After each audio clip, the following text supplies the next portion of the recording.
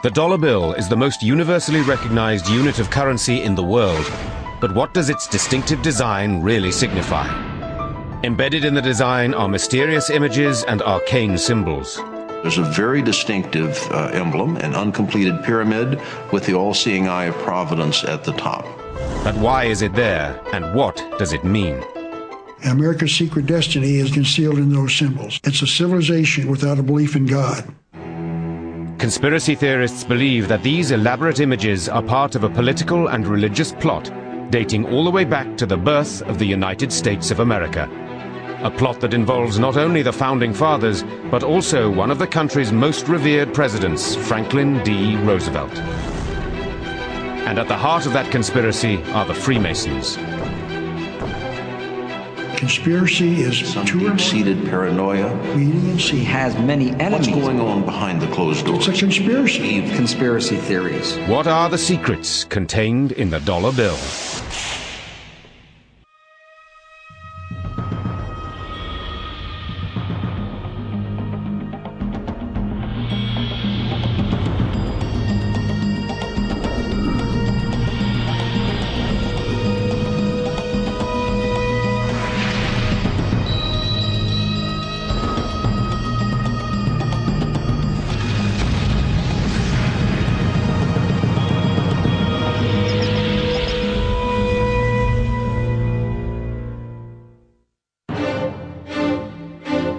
A close look at the dollar bill reveals a complex design. It is positively crammed with imagery that clearly has symbolic significance. A pyramid, an all-seeing eye. An eagle, or is it a phoenix? What are they supposed to mean, and how did they get there? Conspiracy theories abound, fueled by radio phone-ins, contentious publications, and even Hollywood blockbuster films. But where does the truth lie? The truth begins here, with the Great Seal, the official badge or coat of arms of America. This symbol is known globally as the centerpiece of the dollar bill. And by understanding the seal, we can start to decode the secrets hidden in the banknote's design. Most people, of course, when they think of the Great Seal, they think of the obverse of the front side. And that is an eagle with arrows, an olive branch, and six-pointed star above the eagle's head. And that basically was a symbol that most Americans accept as our seal. But on the back, or reverse of the note, there are two circular designs, because the original Great Seal was two-sided like a coin, with a front and a back face. The front face, or obverse, showed the familiar American eagle, but on the other side there is a much more enigmatic image. It's a totally different experience altogether. There are symbols on it which aren't American. There are no pyramids in America. But this pyramid was certainly on the original two-sided design, which was created as the official seal of the new America. For thousands of years, cultures and peoples and governments have used seals to formalize and authenticate documents and indicate ownership and provide security. The seals were enormously important because they supposedly told you the origins of the nation and its meaning, and to others who got deeply into heraldry, its purpose. Since its creation, the eagle on the obverse of the Great Seal has been an icon of America, a primary symbol of the national identity. But the pyramid on the reverse side is only ever seen on the back of the dollar bill and in no other context. So why was it designed in this way, and what do these images reveal about America's purpose in the world? The Great Seal has evolved over time, but it is essentially based on an original design created by the Founding Fathers of America. At the time of the American Revolution, the Declaration of Independence from Britain, the mother country, it was very important for the new nation to have its own identity embodied in a seal. This seal had to serve as an appropriate emblem to represent America to the rest of the world. The Founding Fathers knew it had to symbolize the intrinsic and distinctive values of the new country they had fought so hard to create. On the 4th of July, 1776, a committee was formed to make decisions about the design of the seal. In fact, it took 6 years and the work of 2 additional committees before a final version of the Great Seal was approved.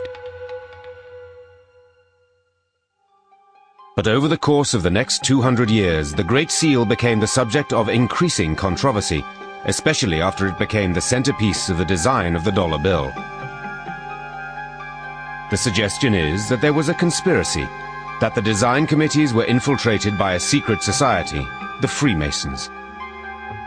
Understand that the Masons are not working openly for their goals. They keep them secret. They put their symbols inside the seal so that only those who knew the secret could understand them. So who are the Freemasons? Although their earliest origins are steeped in mystery, modern Freemasonry can be traced back to the craft guilds of stonemasons who built the great cathedrals of Europe. The Freemasons were formed originally for the same reason that any craft organization was formed, much as a labor union today. But by the early 1700s, Masonry was regarded as much more important than a mere craft guild.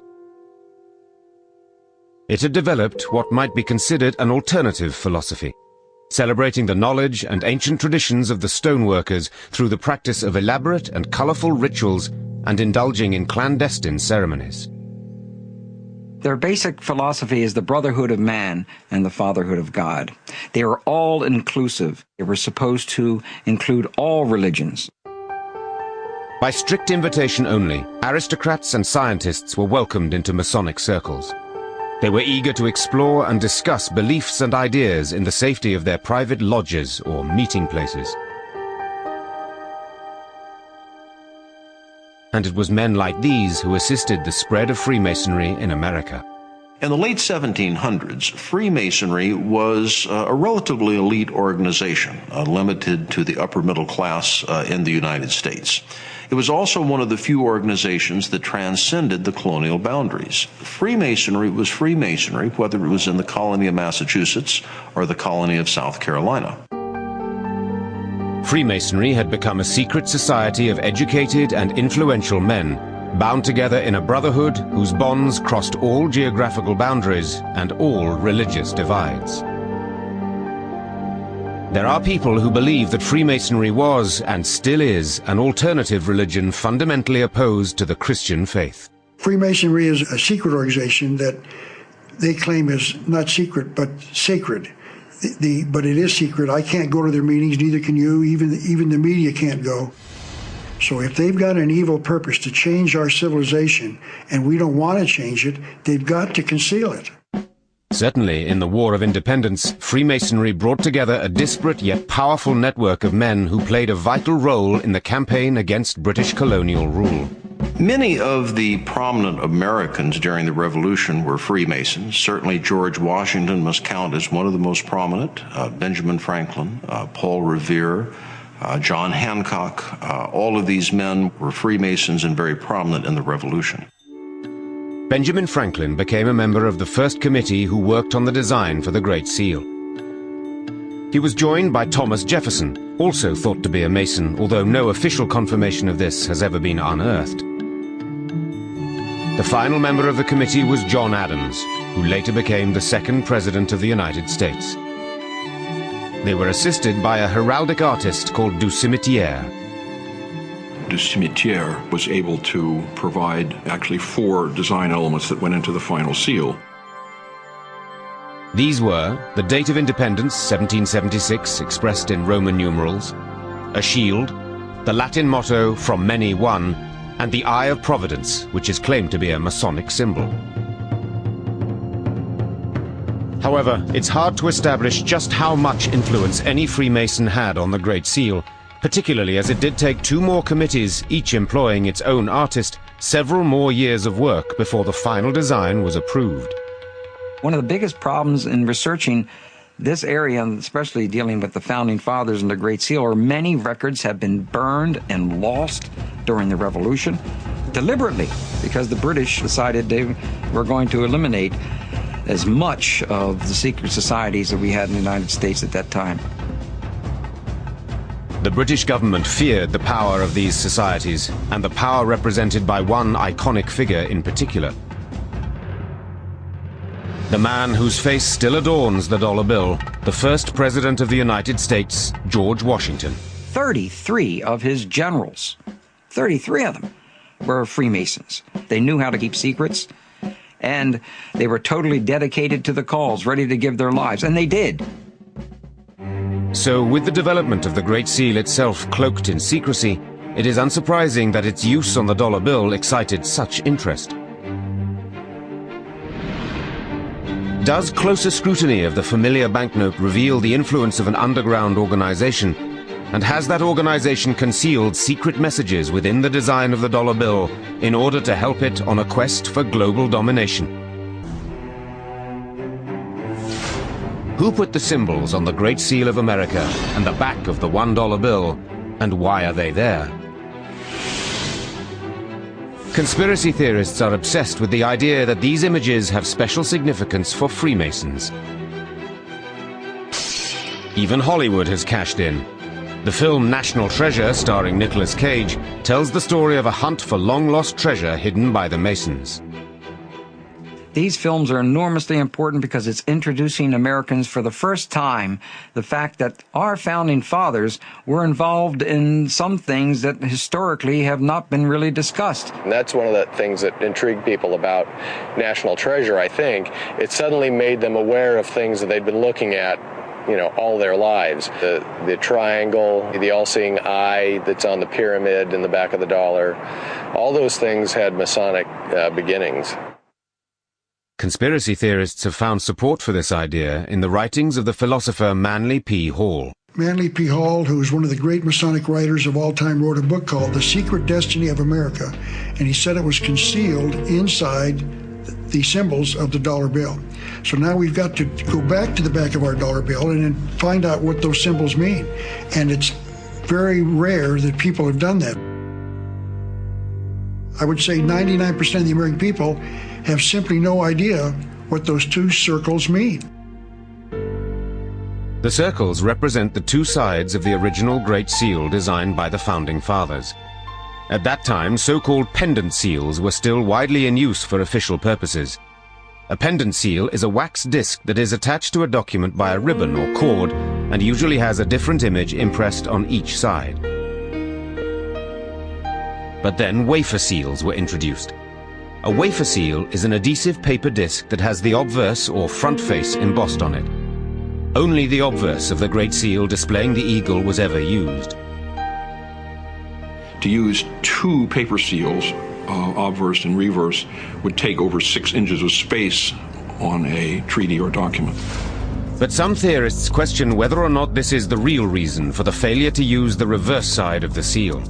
When you look at the Great Seal of the United States, on the reverse of the seal, there's a very distinctive emblem, an uncompleted pyramid with the all-seeing eye of Providence at the top.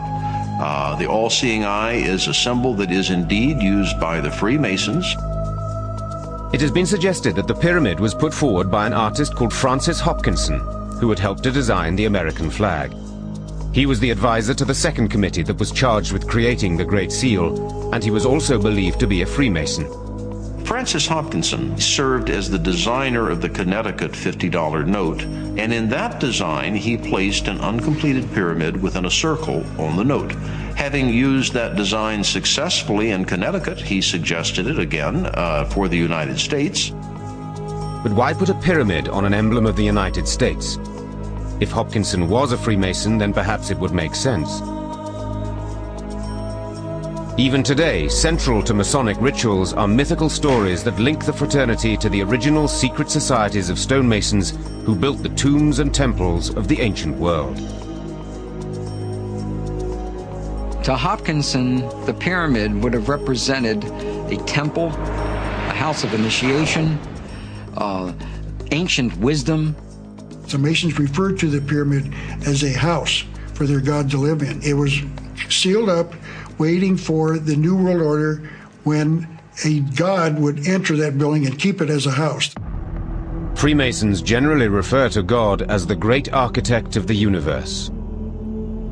They saw this great architect, if you like, as being weights and measure and distance and geometry and everything that we see around us.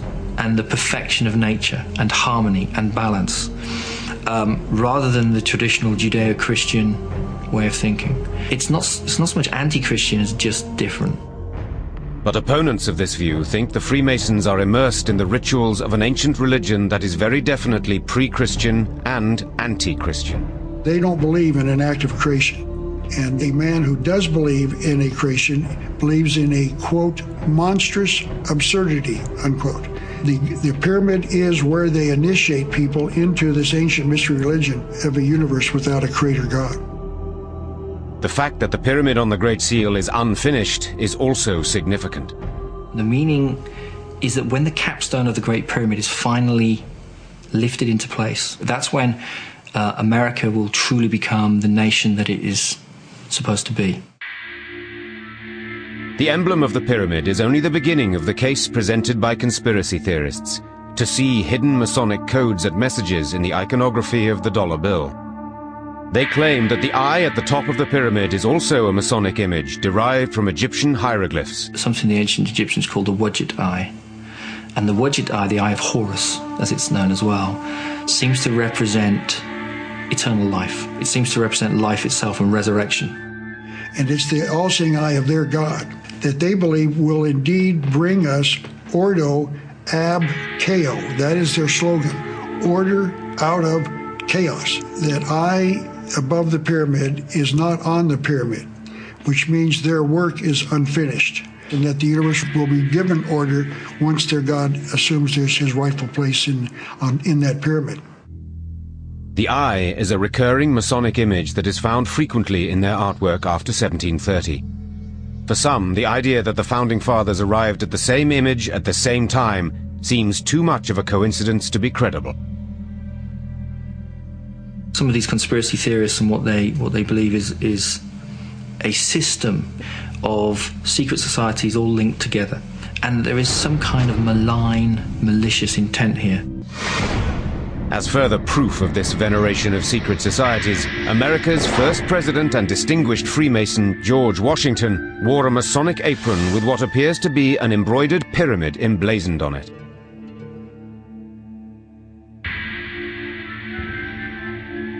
And the layout of the new capital city that the Founding Fathers went on to build was apparently based on the architectural philosophy of ancient Egypt.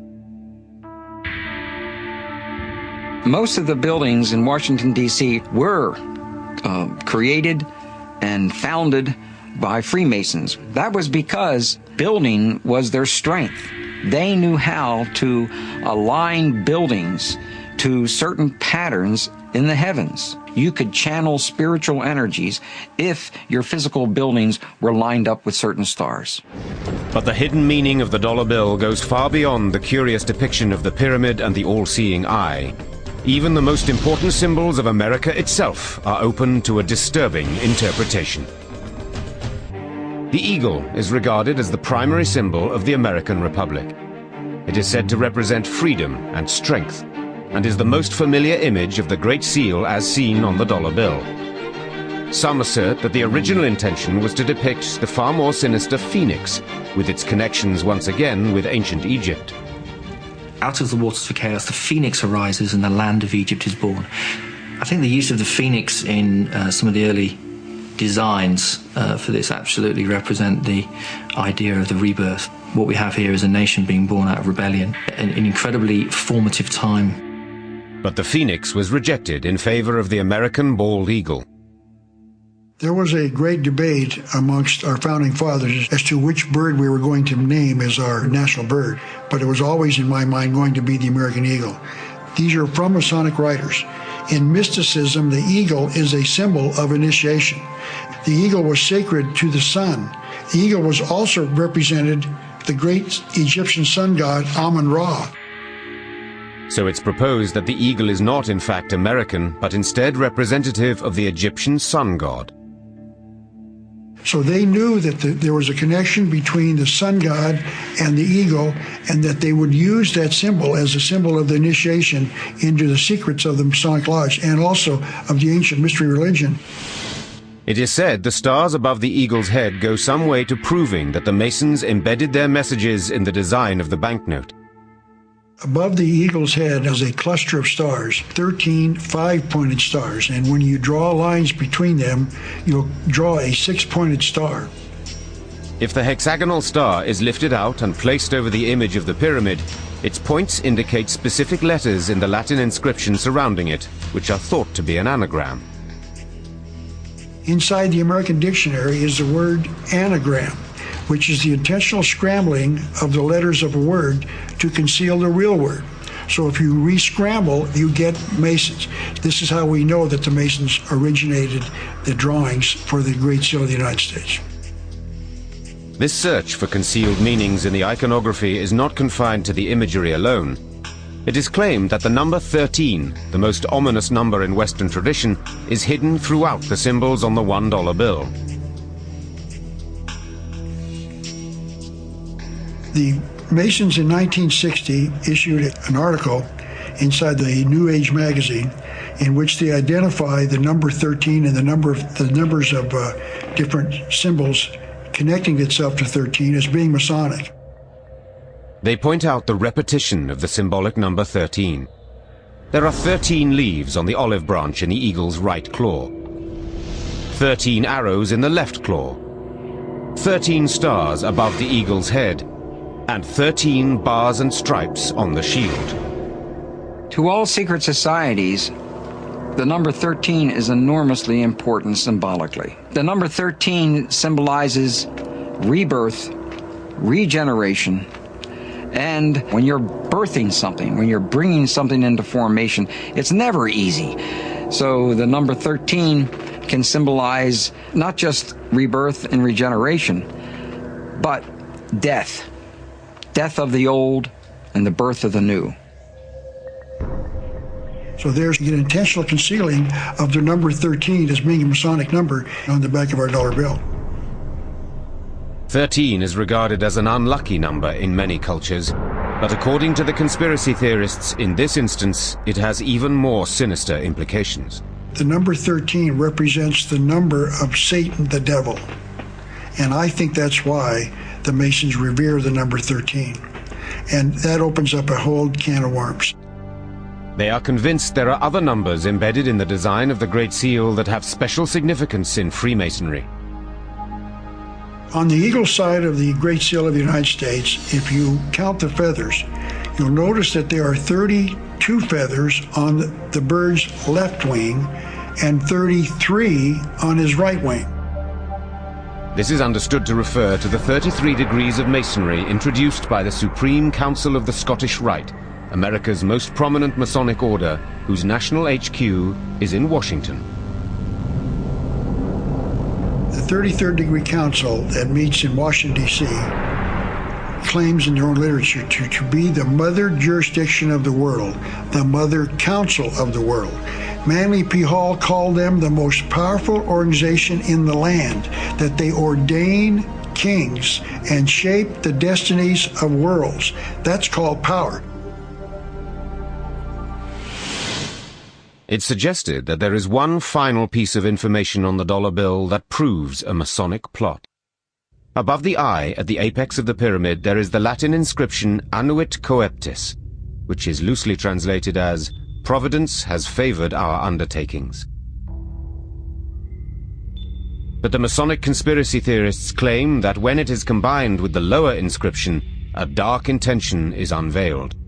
America's secret destiny is involved in the Latin phrases Annuit Septis Novus Ordo Seclorum, announcing the birth of the New World Order, and that's what their goal is. The New World Order will be worldwide when it's instituted in the near future. A new world order that abolishes the partnership of government and church as we know it. This is in stark contrast to the inscription above the number 1 on the dollar bill, In God We Trust. It's going to be a new civilization. We're not going to live the way we're living now.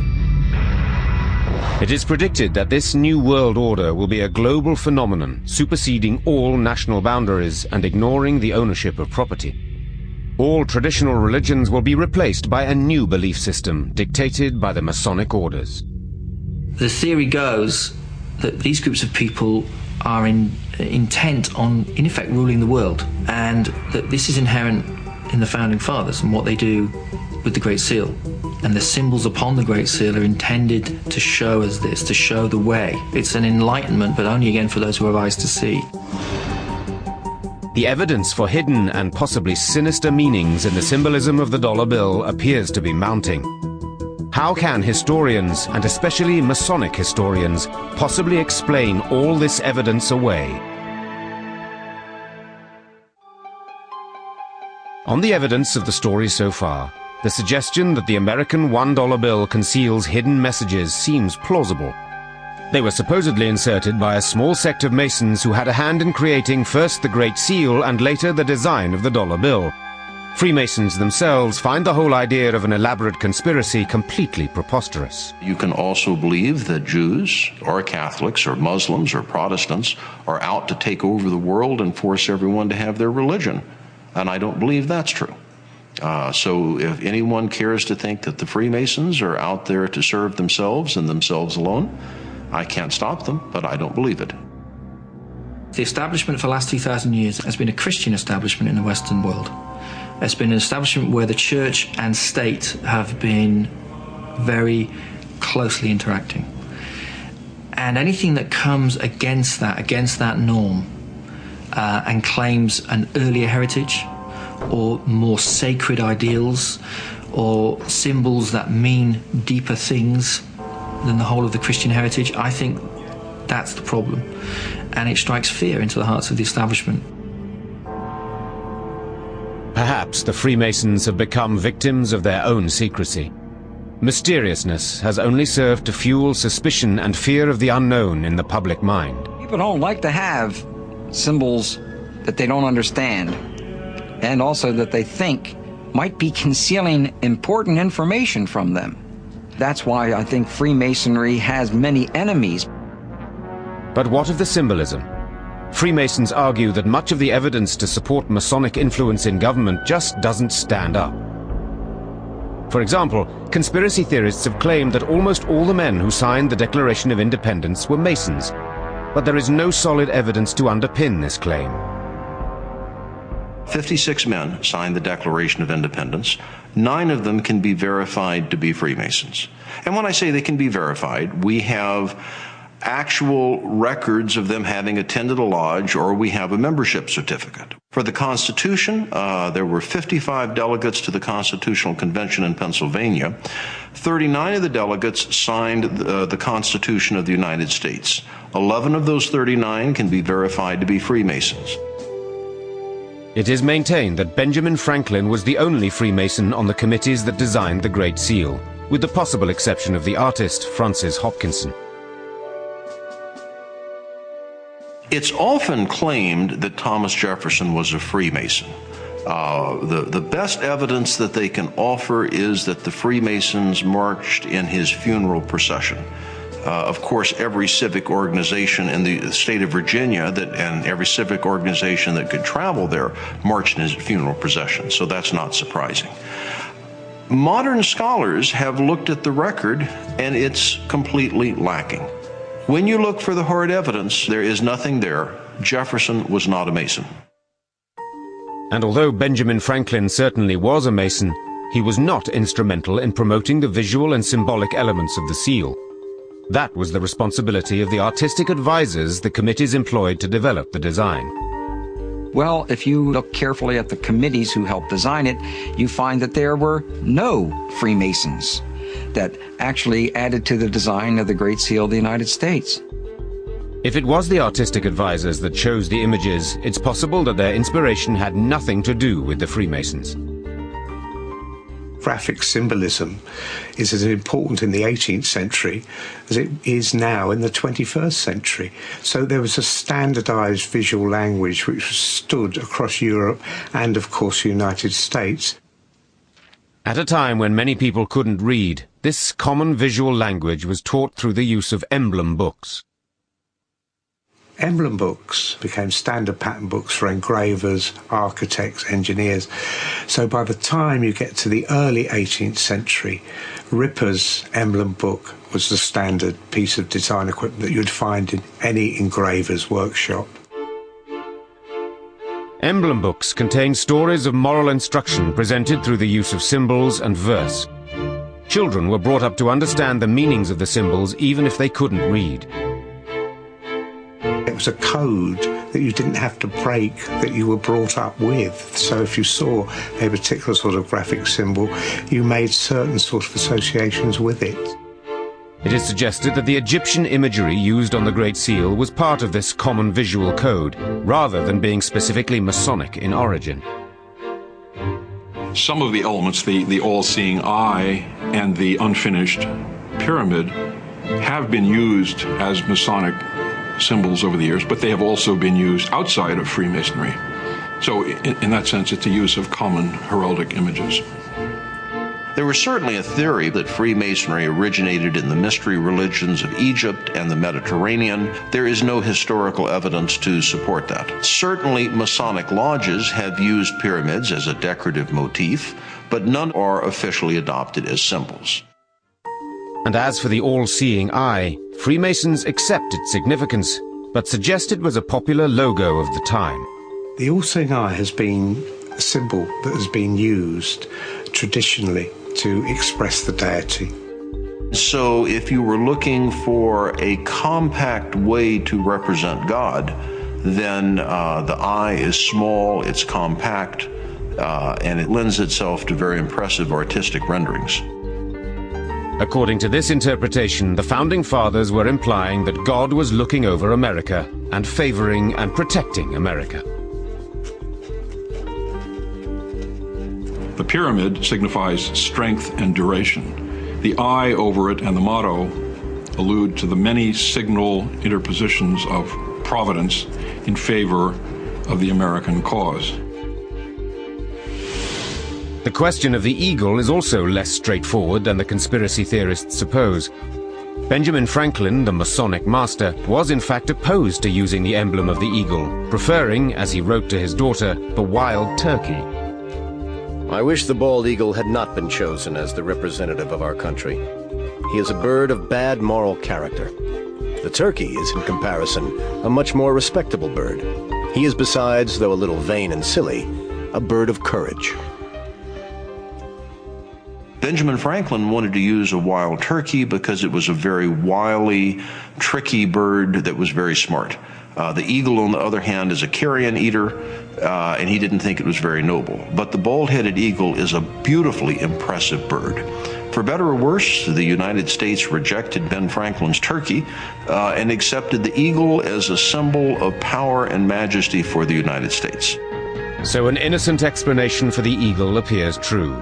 Even the sinister recurrence of the number 13 can be disputed. The number 13 appears time and time again in the symbolism of the dollar bill. If you are profoundly paranoid in your conspiracy theories, this is because the Freemasons think the number 13 is important. And of course, there's the simpler explanation that there were 13 colonies. Number 13 has no significance to Masons. The official explanation reads like this. The 13 stripes on the shield represent the 13 original states. The motto, E pluribus unum, from many one, alludes to the union of these states. The olive branch and the 13 arrows denote the power of peace and war which is exclusively vested in Congress.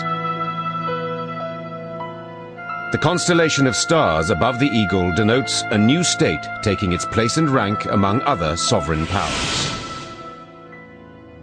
So Freemasons argue that all the symbolic elements on the dollar bill would have been common currency at the time the Great Seal was designed. And more importantly, they dismiss out of hand any notion of a plot to establish a new world order.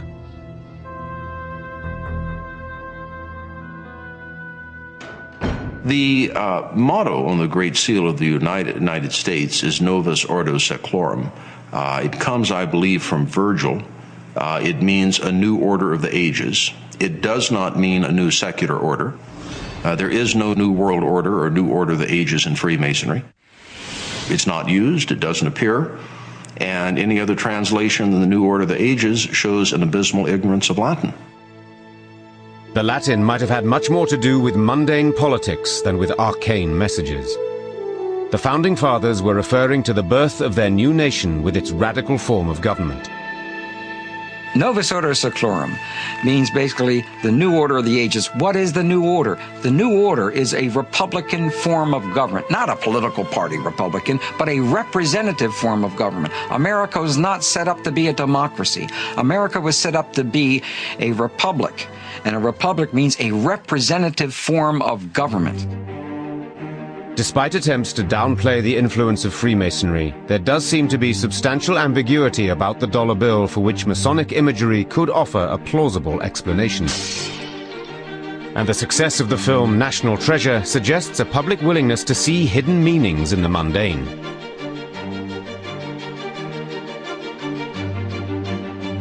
And there is one last, perhaps clinching piece of evidence.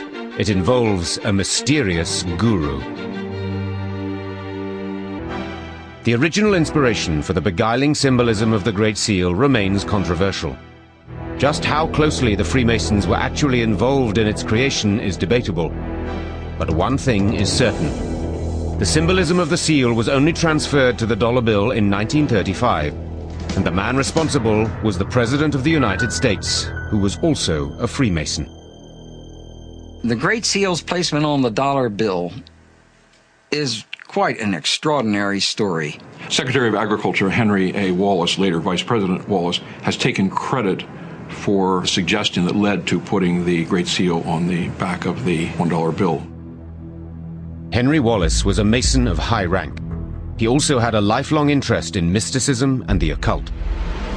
He came across a book about the history of the Great Seal and was struck by the image on the reverse, which he had never seen before.